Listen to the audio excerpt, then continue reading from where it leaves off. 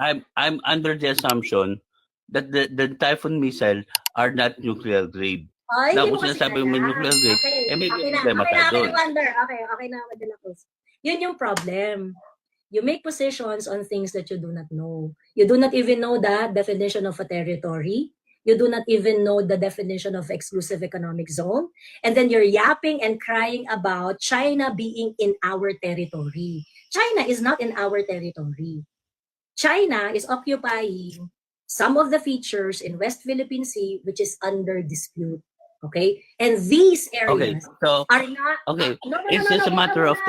No, wait. Be polite. Wait. I'm talking. Ako muna. Let me finish first. Be polite. Patapusin mo muna ako. Okay?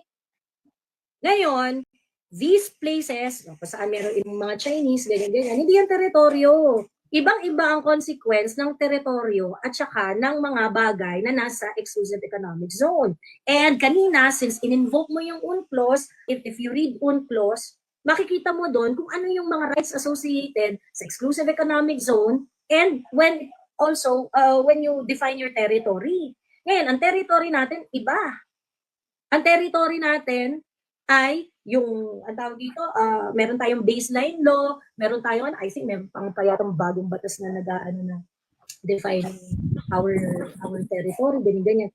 Iba yun, okay? So when you say na, ay, hindi ko matrust ang China kasi nasa teritoryo natin sila, how accurate is that statement? Okay? So ngayon, yun yung first na problem. You make statement, you make position on things that you cannot define. And then number two, sinabi mo na, ay hindi, okay lang. Ito, mga Amerikano, mga foreigners, nagtayo ng mga EDCA sites dito sa Pilipinas, buong Pilipinas, meron silang mga EDCA sites in which we cannot visit, in which we cannot check, in which we cannot audit, in which we cannot control the toxic waste that they are dumping around the military sites, that they are pero sabi mo, okay lang kasi may blessing natin.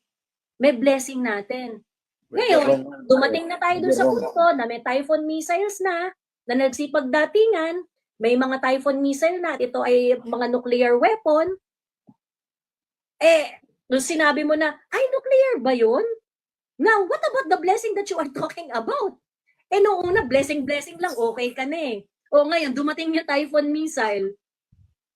Handyan yung Typhoon missile. Gusto pang bumili ng additional Typhoon missile. So, anong gagawin natin?